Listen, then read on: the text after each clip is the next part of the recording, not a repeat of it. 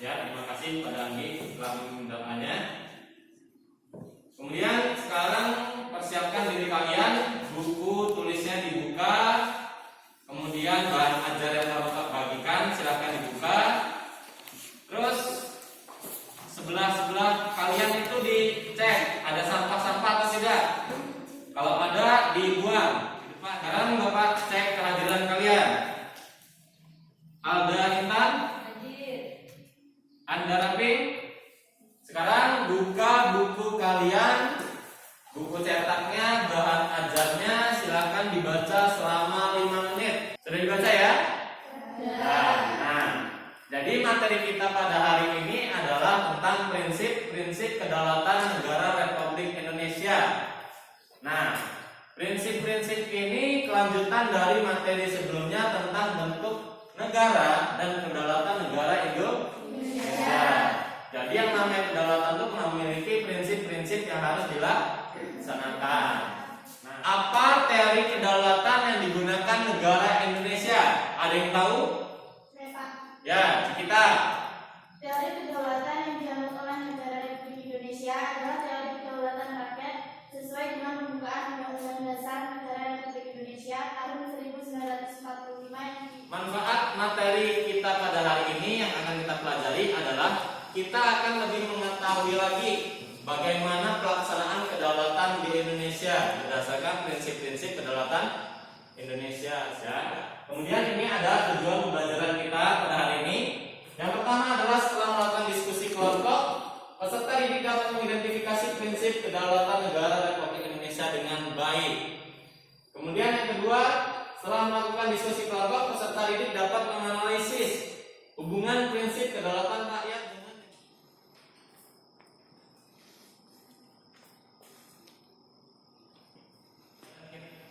pembelajaran kita pada hari ini akan dilaksanakan dengan diskusi kelompok melalui model discovery learning. Jadi kalian nanti berkumpul dengan kelompok yang kemarin, kemudian Bapak memberikan sebuah topik ataupun permasalahan. Ya, kemudian ada prinsip kedaulatan negara Indonesia, yang mana prinsip ini ada 6. Yang pertama adalah negara Indonesia adalah negara kesatuan yang berbentuk republik. Ini jelas sudah ada di Undang-Undang Dasar Negara Republik Indonesia tahun 1945. Dari ketiga gambar ini kalian amati terlebih dahulu. Kemudian apa sih yang kalian dapatkan dari ketiga gambar ini? Ada yang bisa menyampaikan? Saya, Pak. Ya, Siti Walidia. Setelah mengamati gambar-gambar dan format poin, ketiga gambar tersebut menggambarkan prinsip kedaulatan Indonesia. Yang pertama, gambar pemilu menunjukkan keterlibatan rakyat dalam memilih melaksanakan kedaulatan rakyat. Kemudian, sidang MPR sebagai bentuk pelaksanaan kedaulatan rakyat. Dan yang terakhir, telah pemilihan presiden dan wakil presiden merupakan salah satu prinsip kedaulatan Indonesia. Ya, bagus sekali ya jawabannya. Bahwa yang pertama pemilu adalah proses pelibatan masyarakat atau warga negara dalam pelaksanaan kedaulatan rakyat. Yang kedua ada sidang MPR.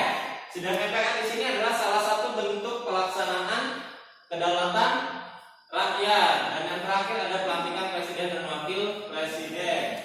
Nah, setelah kalian tahu apa yang didapatkan dari gambar ini, coba kalian diskusikan ketiga gambar ini dengan prinsip-prinsip kedaulatan negara Republik Indonesia. Setelah kalian tahu itu gambar apa, kemudian kaitannya apa, identifikasikan yang kaitannya dengan prinsip kedaulatan.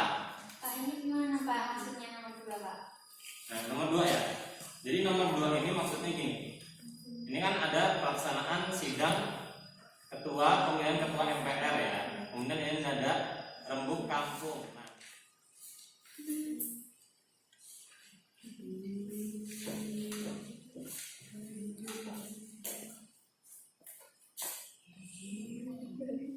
Yang pertama, gambar pemilu. gambar yang tadi itu gambar-gambarnya kalian identifikasi, kemudian kalian tulis di LKPD ya. Iya. Nah, tulis di LKPD.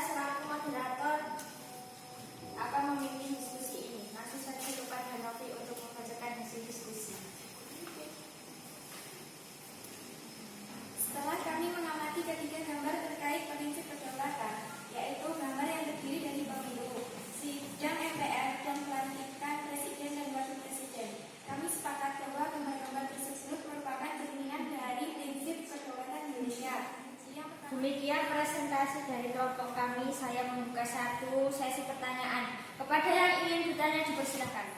Saya perwakilan dari kelompok 2 akan memberikan pertanyaan. Saat ini saya sering melihat peristiwa demonstrasi masyarakat ataupun mahasiswa mengkritik kebijakan pemerintah. Dan yang ingin saya tanyakan, mengapa hal tersebut terjadi? Bukankah kita telah memilih wakil rakyat sebagai wakil kita dalam pemerintahan? Ya, silakan dijawab. Saya akan menjawab pertanyaan dari kelompok 2. Kedaulatan rakyat adalah kekuasaan tertinggi yang ada di tangan rakyat dan kemudian diatur oleh UUD tahun 1945. Sebagai pemegang kekuasaan tertinggi, rakyat memilih hak dalam mengawasi ataupun mengkritik kebijakan yang tidak sesuai dengan kehendak rakyat. Dan ditanyakan lagi dengan kelompok yang lain. Saya ingin bertanya, apakah selama ini demonstrasi sudah menjadi solusi bagi masyarakat dan pemerintah karena selama ini demonstrasi selalu ricuh? Saya akan menjawab pertanyaan dari kelompok 3. Jawabannya, menurut kelompok kami tidak selalu demonstrasi menjadi solusi bagi pemerintah ataupun masyarakat. Namun dengan demonstrasi pemerintah akan tahu apa yang diinginkan rakyatnya. Sekian dari kami apabila saya ada salah kata, mohon maaf. Wassalamualaikum warahmatullahi wabarakatuh. Apa kesimpulan kita pada hari ini? Ada yang bisa memberikan kesimpulan? Saya, Pak. Ya, coba Nabila. Kesimpulan atas pembelajaran hari ini menurut saya adalah kedaulatan Indonesia memiliki prinsip-prinsip yang telah dilaksanakan sesuai dengan Undang-Undang Dasar tahun 1945. Ya, bagus sekali kesimpulan dari Nabila bahwa kita pada hari ini dapat disimpulkan kita mempelajari tentang prinsip kedaulatan rakyat itu sendiri di Indonesia dan juga tentang hubungan dari kedaulatan rakyat dan demokrasi Pancasila. Ya, beri aplaus pada kelompok 1. Kemudian kita harus merefleksikan apa yang telah kalian dapatkan pada hari ini. Ada yang bisa merefleksikan? Saya, Pak. Ya, coba direfleksikan. Setelah mengikuti pembelajaran hari ini, kami jadi mengetahui bagaimana kedaulatan rakyat dilaksanakan dan bagaimana kedaulatan itu dilaksanakan sesuai dengan demokrasi Pancasila. Demikianlah pembelajaran kita pada hari ini. Bapak apresiasi sekali keaktifan kalian dari kegiatan diskusi kelompok hingga presentasi hingga tanya jawab, sangat bagus sekali, sangat asik. Untuk minggu depan kita mempelajari tentang pelaksanaan kedaulatan di Indonesia. Silakan. Kawan-kawan, sebelum pulang kita berdoa. Doa mulai. Doa selesai. Ya, Bapak akhiri